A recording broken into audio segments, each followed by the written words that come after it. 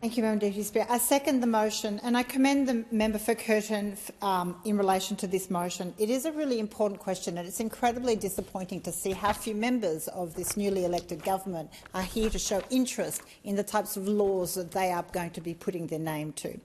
This motion calls on government to apply greater scrutiny for the Home Affairs Legislation Amendment 2025 Measures No. 1 bill to ensure that in removing non-citizens who have committed crimes, we do not unfairly impede fundamental human rights. In Warringah, we have a community that cares deeply about fairness and the rule of law. And over the last couple of days, I've heard from many constituents, lawyers, advocates, families who have raised serious concerns about the human rights impacts that will be raised by this bill. It's a serious responsibility of this parliament to consider where the balance lies between protecting our community and upholding our legal and moral obligations. This bill was introduced with the intention of strengthening border security integrity and dealing with the difficulties arising from the High Court case, specifically to ensure that people who have committed crimes within Australia without a right to remain here cannot remain here. That is a legitimate and important goal. Australia absolutely has the right and responsibility to manage its borders and to decide who can remain in the country. Our communities must feel safe and our laws must protect Australians. But while this intention is sound, this bill has been introduced with limited explanation, limited consultation, little public discussion and little assessment of its unintended consequences and how broad-ranging it will impact other visa categories. It has not been accompanied by the careful scrutiny and community engagement that legislation with such profound consequences deserves. The Australian Human Rights Commission, Liberty Victoria, the Asylum Seeker Resource Centre, among others, have all raised deep concerns about this bill. It must be stated that this concern is not with the principle that serious offenders should not remain in Australia. Instead, the concern is with how the bill proposes to achieve that aim, by stripping away essential safeguards of procedural fairness and natural justice in our legal system.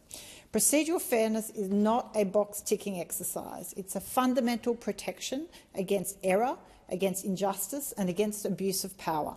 It ensures that decisions are transparent, that they are evidence-based and that individuals have the right to be heard before life-changing decisions are made about them. When we weaken these principles, we set a precedent that extends beyond any one group. What today is applied to non-citizens could tomorrow be normalised in other areas of laws, and certainly in this case there are grave concerns about the number of additional visa categories that will be impacted by this change. We need a better balance to ensure that we contain our strong borders and domestic security, but also make sure we have appropriate consequences for all those that commit serious crimes in Australia. There is no question about that. But we also have to ensure our processes are robust and fair, consistent with our obligations under international human rights law. This is where appropriate independent oversight is crucial. Without it, we risk unchecked executive power.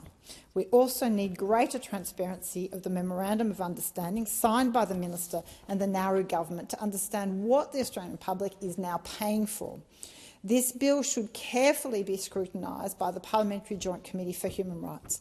With this approach, it will highlight the major concerns and ensure proper consideration of any amendments needed and reaffirm procedural safeguards.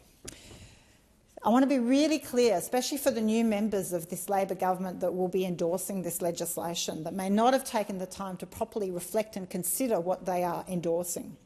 This bill raises serious human rights concerns and it must be subjected to proper scrutiny. We must not lose sight of the fact that protecting our communities and upholding human rights are not opposing goals. They can and must be pursued together. I urge the government to engage with stakeholders, to listen to the concerns of experts and advocates, and to amend this bill and agree to this motion to have it referred to the Human Rights Committee.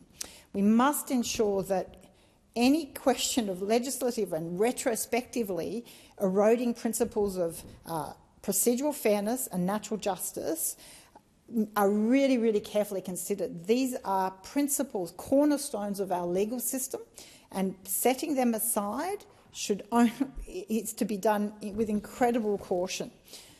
I should say, finally, I have a real fear that the concerns that I have out of this process and this bill around setting aside procedural fairness, it has undertones of the incredibly troubling process that is occurring in the US under their ICE division.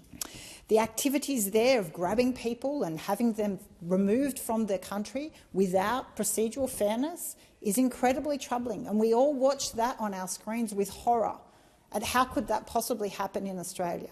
But the risk of this legislation that is before the House is that that is the very first step that the Albanese government is setting on. So I commend this motion to the House and urge the government to